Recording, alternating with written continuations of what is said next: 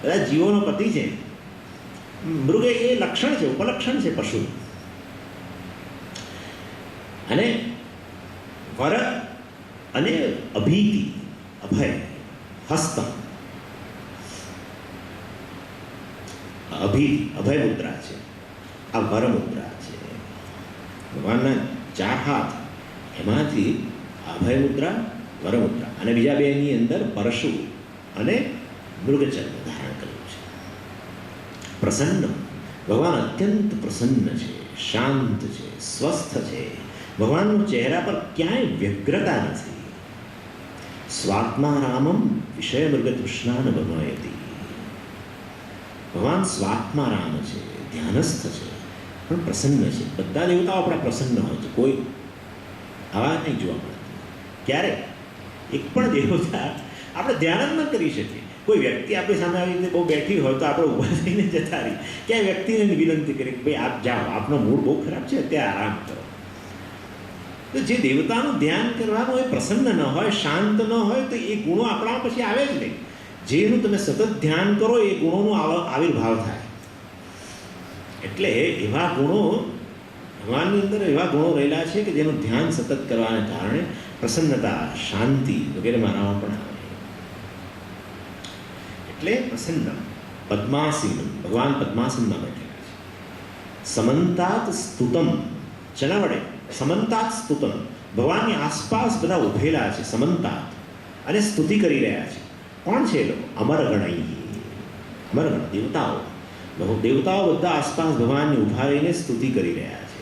ભગવાન ધ્યાનસ્થ છે, કોઈ જગતની ચિંતા નથી. ન તો એ કશાથી ડિસ્ટર્બ થઈ જાય છે. ભલભલા કૈલાસમાં કેટલાય તોફાનો આવે ને શુંનું શું થાય. મહારાજ હંમેશ માટે સિવાય કે દેવતાઓને જગાડે, બહુ વિનંતીઓ કરી કરીને જોઈશું આપણે કેવા કેવા ઉત્પાત બચતા હોય છે, અને એના કારણે મહારાજને ઊભા થવું પડે. બાકી હંમેશ માટે. અને આમે સંહારનું કાર્ય છે. ક્યારે સંહારનું કાર્ય? પ્રલય કદાચ કરવો હોય તો બહુ વાર છે. મહારાજ કે મારું કોઈ કામ નથી. વિષ્ણુજી આપ કરીએ अपना काम, ब्रह्मा जी आप अपना काम करिए, आप लोगों की जरूरत है, हमारी जरूरत नहीं. ધ્યાનસ્થ છે. પછી વ્યાઘ્રકૃત્યમ વસાનમ. વસાનમ એટલે વસ્ત્ર. વ્યાઘ્રકૃત્યમ, વ્યાઘ્ર ચર્મ ભગવાને ધારણ કર્યું છે. વિશ્વાદ્યમ, સમગ્ર વિશ્વનો આદિ છે. આદિ એટલે સમગ્ર વિશ્વનો જન્મ એમાંથી થયો છે. આદિ એટલે જન્મ. આપણા બધાનો આદિ છે. 1961, 1965, 1968, 1952 આદિ. અને આપણા આદિ માતા પિતા, એમના આદિ કોણ? કોઈ નહીં.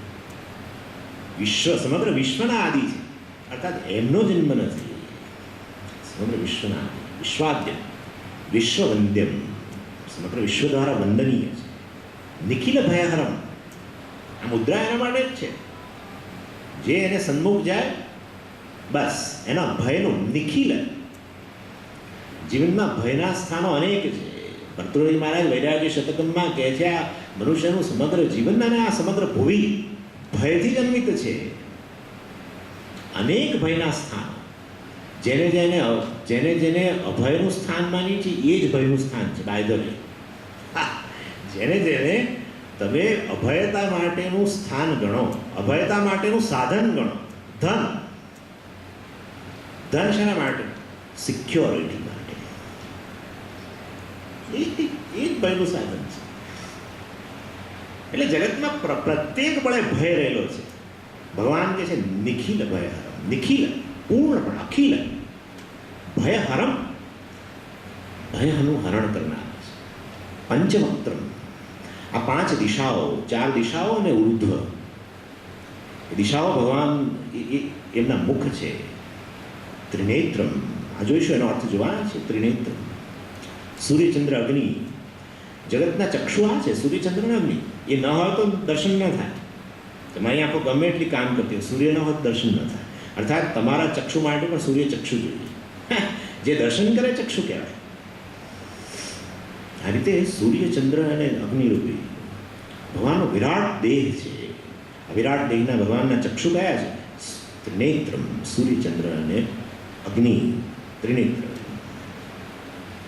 આ ભગવાનનો રૂપાત્મક શરીર છે.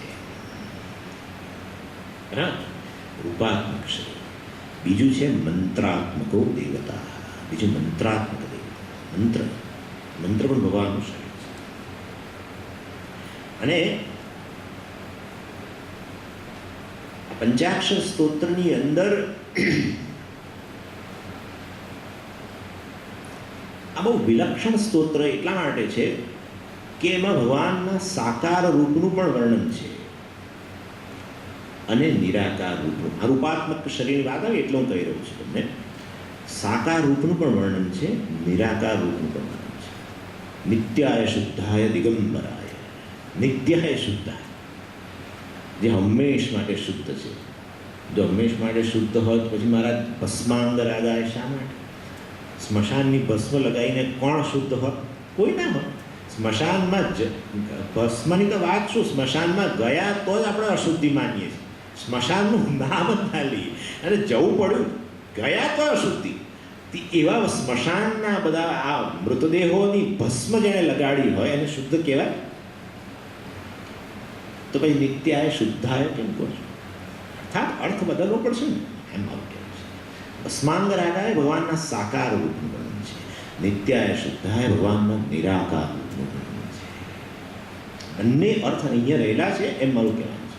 એટલે રૂપાત્મક શરીર જે ભગવાનનું જે વર્ણન થશે આ સ્તોત્રમાં, એમાં બંને સાકાર અને નિરાકાર બંને. અને આવા રૂપનું ધ્યાન કરીને અને ભગવાનના રૂપનું ધ્યાન કરતાં કરતાં મંત્ર દ્વારા ઈચ્છિત ફળની પ્રાપ્તિ થતી હોય છે. આ એની વાત છે. તો હવે કેવી રીતે કરવો, નમઃ શિવાય મંત્રનો જપ કેવી રીતે કરવો, એના પહેલાં શું કરવું એ મેં આની અંદર લખાવ્યું છે, એ હું તમને પછી કરાવીશ. એ પહેલાં હું જરા બીજી થોડીક વાત કરી દઉં.